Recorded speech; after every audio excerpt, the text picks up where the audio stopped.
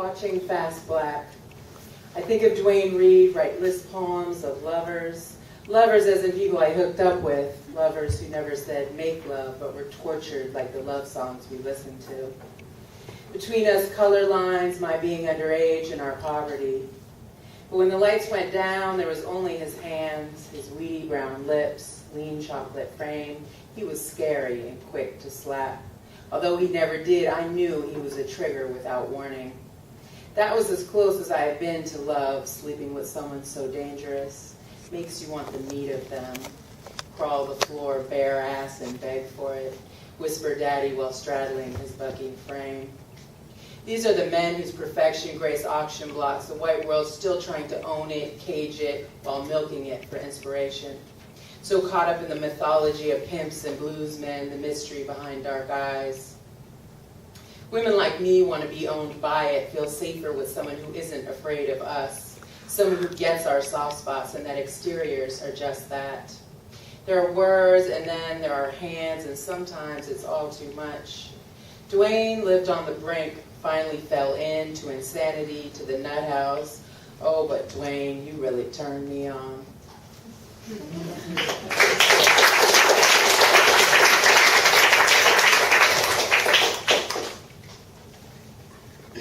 think so. We were a great country song.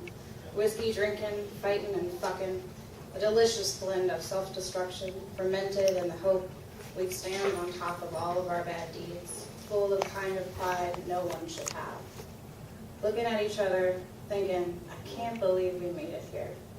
The victory of fucking everything up, propelling us into a blackout long-term relationship, codependent and secure, founded on a huge mistake. You were supposed to come through for me. I'd come running every time you called, skirt tight, innocently screaming, this time we're not going to fuck. We'd congratulate ourselves too soon, our firm agreement to just be friends blurred with each sip, shifting weight, leaning closer, singing, smiling, laughing, grabbing hands, hips, coming to with your dick in my mouth thinking you are going to be a father. I hold you in your tears till the morning comes. We dance around each other, eyeballing those bottles we bought after we left the bar, reluctant to admit that we had done it again. Trying to find my underwear, tearing through the pile of clean clothes you couldn't bring yourself to put away. I glance around the room to see what it looks like in the daylight, looking to see what your life looks like. A tiny piece of wood sits next to books I would never be interested in reading, elegant and sweet. The word chump painted on it. She knows you better than I do. And I am now more eager than ever to make my exit. Head pounding and shaking, I take the water you offer. Chugging half the cup, I wipe the smeared lipstick off your face and whisper, I'm sorry.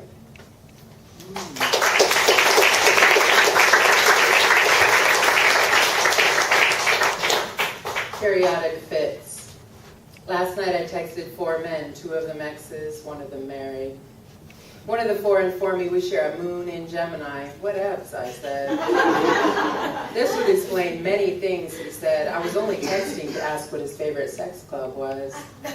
I looked it up. Google says we share a rapid speed of thought, vanity, a desire to make many things all at once. I say the only sin is doing a thing that you know is wrong. Sexting with married men may or may not be a thing that is wrong. Restless is what it says about us. The only happy endings I believe in are in massage parlors, and monogamy does sound kind of like monotony. Google says we struggle to maintain our independence, our feelings are held in too much scrutiny, a direct need to speak the truth.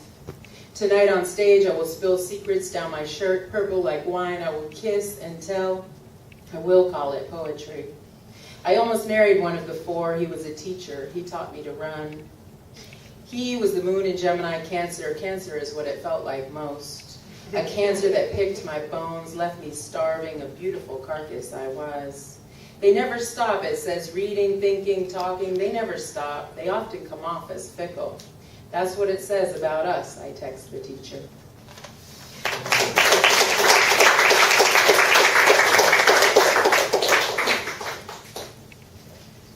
"You are intoxicating," she says to him, high on his smell and good weed, his perfect body draped over her, smiling with the successful capture of his prey, unaware that he had been hers for much longer. The unfortunate fate of twins meeting to do what they do best to each other. She watches the way he moves through his space of comfort and thinks about how many girls have laid in this spot, curled up and waiting. His hands on her skin, rubbing down every inch of her body, rubbing out the need to care about the ones that came before her. She stumbles out in her heels and dress, makeup and smeared, hair on the way to being a good home for some animal in need, maybe even him. He wraps his arms around her, as if she still looked the same as she arrived the night before, and sticks his hook in her mouth before he throws her back out. She doesn't even notice she's bleeding.